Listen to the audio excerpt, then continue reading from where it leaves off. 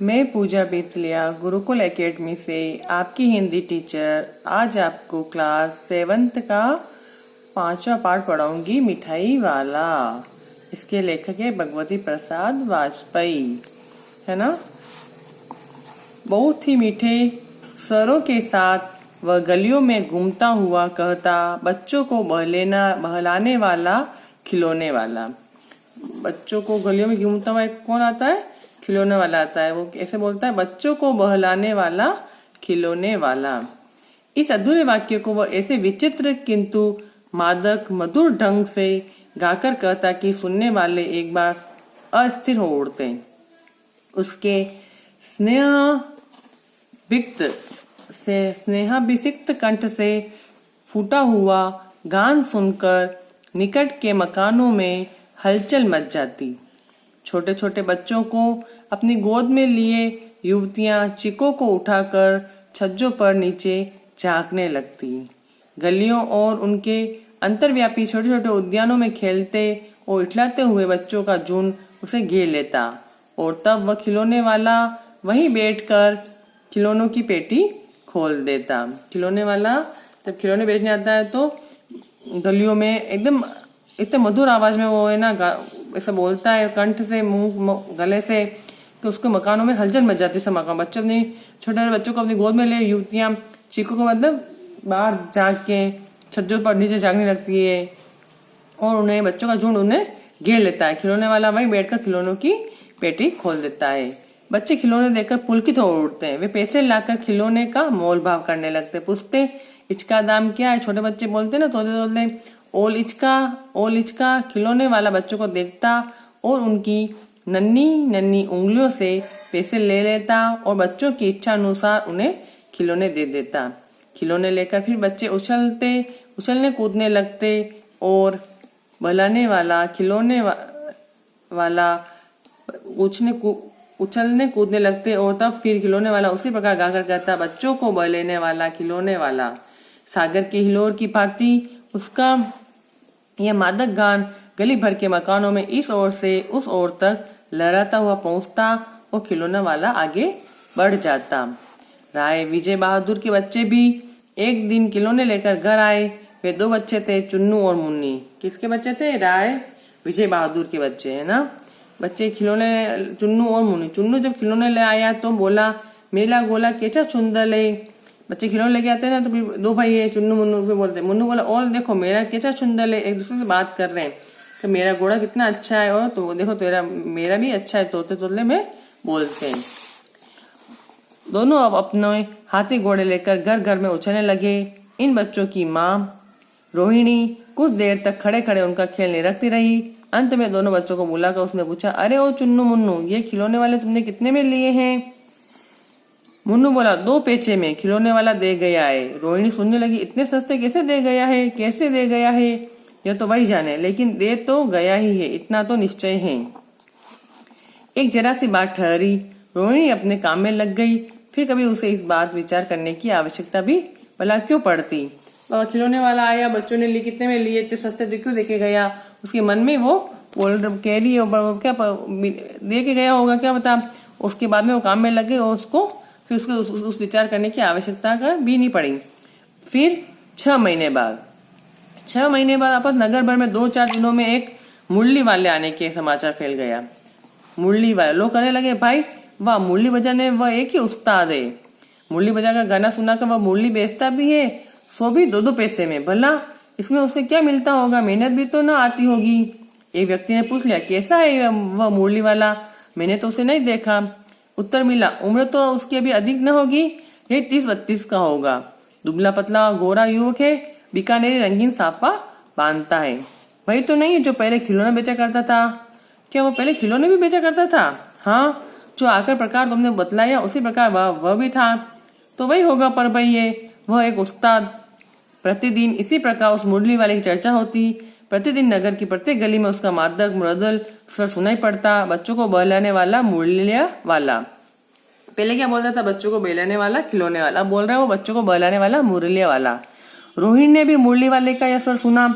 तुरंत ही उसे खिलौने वाला का स्मरण हो गया। उसके मन ही मन कहा, खिलौने वाला भी इसी तरह गा गा कर खिलौने बेचा करता था। रोहिणी उठकर अपने पति विजय बाबू के पास गई। जरा उस मुरली वाले को बुलाओ तो चुन्नू मुन्नू के लिए ले लूं। क्या पता यह फिर इधर आए ना आए, ये भी जान पड़ता है पार्क में खेलने निकल गए हैं। विजय बाबू एक समाचार पत्र पढ़ रहे थे, उसी तरह उसे लिए हुए वे दरवाजे पर आकर मुरली वाले से बोले, पर क्यों भाई, किस तरह देते हो मुरली? उसको पूछ रहा है किस तरह आप मुरली। किसी की टोपी गले में गिर पड़ी, किसी का जूता पार्क में ही छूट गया और किसी की सोचनी ही ढीली होकर पड़ गई। इस तरह दौड़ते हाफते हुए बच्चों का झुंड आ पहुंचा। एक स्वर से सब बोल उठे, अब हम भी लेंगे मुरली और अब भी लेंगे मुरली, तोले तोले हम भी लेंगे मुरली।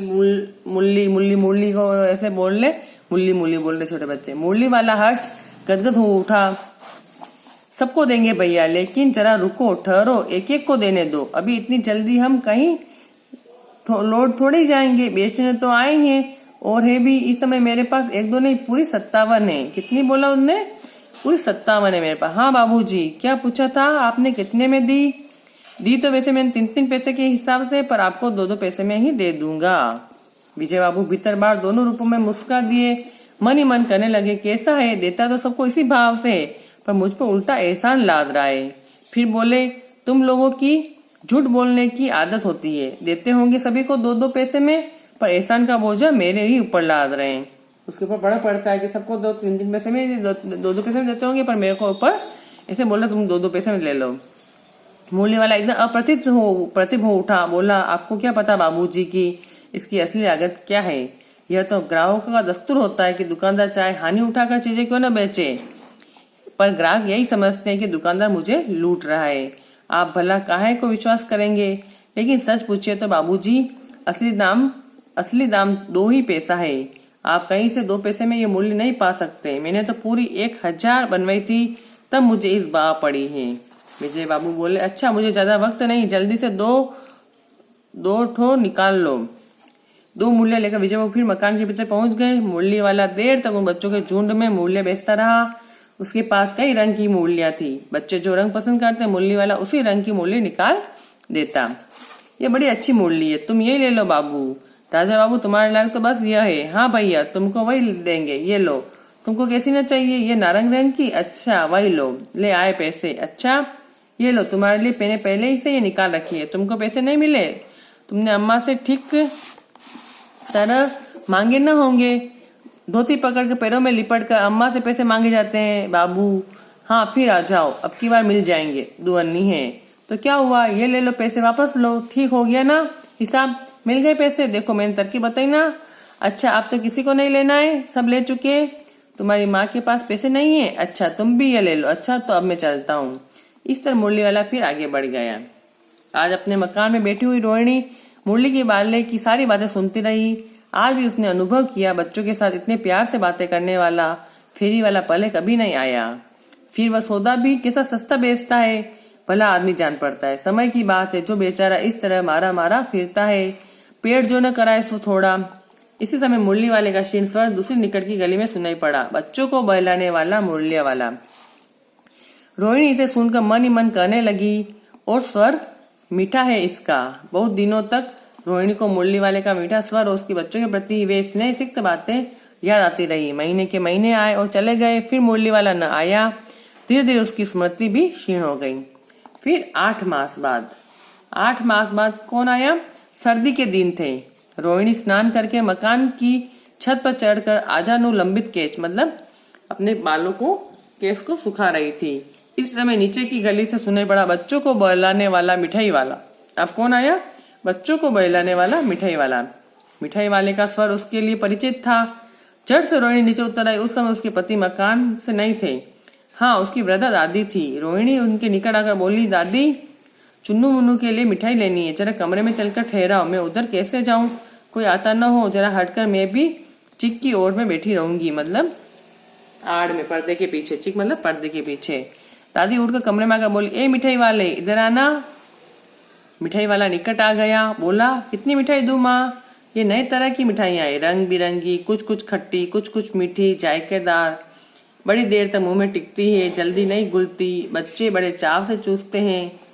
इन गुणों के सिवा ये खांसी भी दूर करती है। कितनी दूं? चपटी, गोल, पहलदार गोलियां हैं। पैसे की 16 देता हूँ। दादी बोली 16 तो बहुत कम होती है, भला 25 तो देते। मिठाई वाला नहीं दादी, अधिक।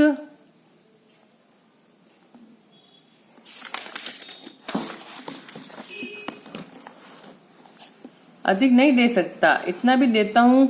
यह अब मैं तुम्हें क्या, खैर मैं अधिक न दे सकूंगा।